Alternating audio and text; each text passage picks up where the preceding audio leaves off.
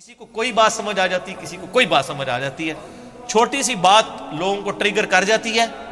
میں آپ کو بتاؤں، میری اپنی زندگی میں ایک چھوٹی سی بات جس نے مجھے ٹریگر کیا، میرے ایک آفس کے کولیگ تھے، نئی انہوں نے داڑھی رکھی، ان کے والد صاحب تعویذ دھاگے کا کام کرتے تھے، تو وہ نئے اس طرف آئے، نماز پہلے ہی پڑھتے تھے، مجھے انہوں نے 5,000 روپے دیا۔ یہ میں بات کروں 2007 کی، 2007 کی، اس زمانے میں 5,000 روپیہ، آج 11 نومبر 2018 ہے۔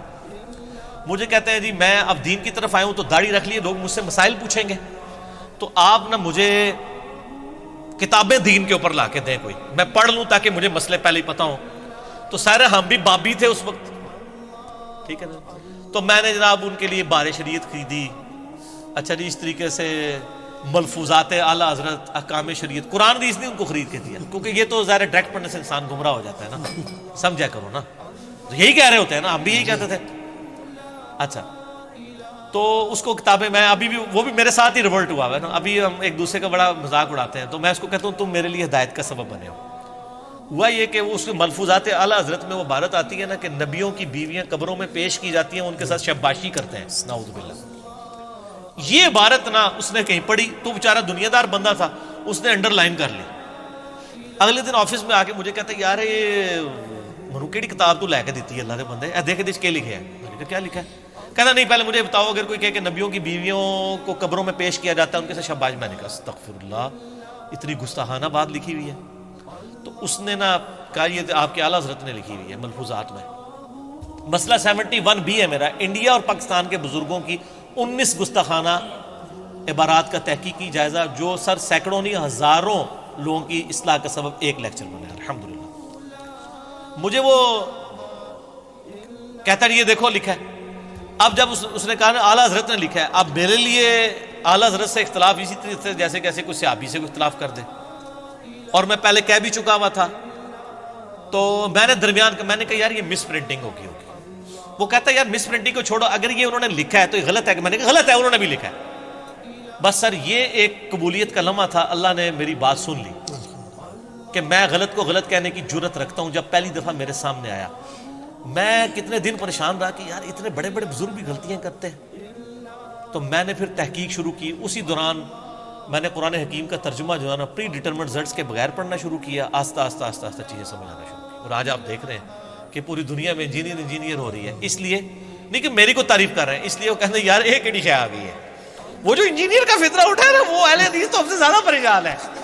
سر تہاڈی پریشانی بھی نظر آ رہی ہے، تو سر وہ ہر گلی سے جو انجینئر نکل رہا ہے وہ اس لیے نکل رہا ہے کہ ہر گلی میں ایسے لوگ موجود ہیں جن کے دماغ میں ڈرل اور ان کو بات سمجھ آ جاتی ہے۔ ایک جملہ کسی کی زندگی بدل سکتا ہے۔ آپ دیکھیں نا، اوس اور خزرج کی جب لڑائیاں ہوتی تھی یہودیوں کے ساتھ، یہ جنگجو لوگ تھے، ہمیشہ جیت جاتے تھے، تو یہودی کہتے تھے بچو جی اونٹتے تسی جیت جاندے ہو، جب آخری نبی آئیں گے نا ہم ان کے ساتھ ملیں گے، پوری دنیا کو فتح ہم کریں گے، تو پھر ہمارا مقابلہ تم نہیں کر سکو گے۔ یہ یہودی ان کو تڑی لگاتے تھے۔ قرآن میں بھی اشارتاً ذکر ہے کہ اس نبی کے آنے سے پہلے سورۃ البقرہ میں تم اس نبی کے وسیلے سے اللہ کی طرف دعائیں کیا کرتے تھے، اس حوالے سے کہ اللہ اس نبی کو جلدی جلدی بھیج، اور آج جب وہ نبی آ گیا تو تم پہلے منکر ہو گئے یہودیوں۔ اچھا اب جب اوس اور خزرج حج کرنے کے لیے گئے نا مکہ اور مدینے، مکہ شریف مدینہ شریف سے، وہاں ان کو پتہ چلا کہ ایک پیغمبر ہونے کا دعویٰ کر رہا ہے شخص محمد ابن عبداللہ، اور نبی علیہ السلام بھی مشرکین عرب کے خیموں میں جا کے ان کو اللہ کی بات کرتے تھے۔ حج کے موقع کے اوپر چونکہ پورے عرب سے لوگ آتے تھے، حضور کہتے تھے چلو یار انہوں نے میری بات نہیں سنی، یہی سن لیں۔ جس طرح ہم کہتے ہیں چلو یار جہلم کے لوگوں نے سنی، آپ یوٹیوب پہ ویڈیو بنا کے ڈال دیں، تو پوری دنیا نے سن لی، اب جہلم والوں نے بھی دیکھا دیکھی سننی شروع کر دی۔ اینڈ پہ جس طرح فتح مکہ کے بعد اہل عرب نے بھی اسلام قبول کر لیا، تو نبی علیہ السلام کہتے ہیں چلو یار یہ میری بات سن لیں، اور ابو لہب خبیث پیچھے پیچھے چلتا تھا، وہ کہتا تھا یہ میرا بھتیجا ہے، یہ پاگل ہو گیا، اس کی بات نہ سنو۔ نبی علیہ السلام پھر بھی ڈٹائی کے ساتھ بات کرتے جا رہے ہیں، پورے ڈٹے ہوئے اپنے اس حق کے اوپر۔ تو وہاں پہ اوس اور خزرج نے جب سنا نا، انہوں نے کہا یار یہ تو لگتا ہے وہی نبی ہیں جن کے بارے میں یہودی ہمیں تڑی لگاتے تھے کہ ہم اس کے اوپر ایمان لائیں گے اور ہم پوری دنیا پہ قبضہ کر لیں گے۔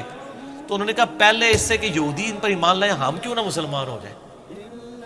وہ ہدایت جو ڈائریکٹلی یہودیوں کی کتابوں میں تھی، وہ انڈائریکٹلی اوس اور خزرج کے لیے اسلام قبول کرنے کا سبب بن گئی، اور یہودی مر گئے۔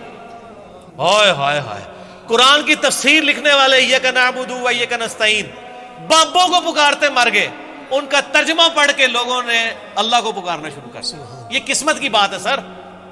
اوس اور خزرج نے اسلام قبول کیا اور سر رومن اور پرشین امپائر پھر ان لوگوں نے گرائی ہے۔ اوس کے سردار تھے سیدنا سعد ابن معاذ، سعد ابن معاذ، جن کے بارے میں بخاری میں حدیث ہے اللہ کا عرش بھی ہل گیا ان کی وفات پہ۔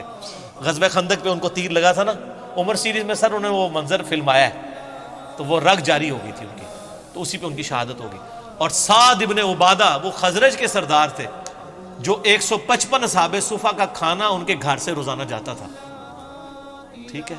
حضرت ابو دردہ، حضرت ابو ہریرہ، ان لوگوں کی فائنینشل سپورٹ کرنے والے حضرت سعد ابن عبادہ تھے رضی اللہ تعالیٰ۔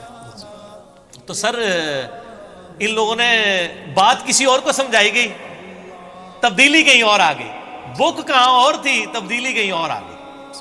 اس لیے آپ کو کہا جاتا ہے آپ سچی بات کریں تو انشاءاللہ تعالی بات پھیلے گی۔ ایون جھوٹی چیزیں بھی، ایمینوئل کانٹ کہاں پہ، جرمن فلاسفر ہے، فلاسفی جا کے رشیا نے لے لی، آدھی دنیا پہ قبضہ کر لیا، کمیونزم، ٹھیک ہے۔ تو جھوٹی بھی نظریات محنت کہیں نہ کہیں رنگ دکھا دیتی ہے، ٹھیک ہو گیا۔ تو سچائی تو پھر سچائی ہے سر۔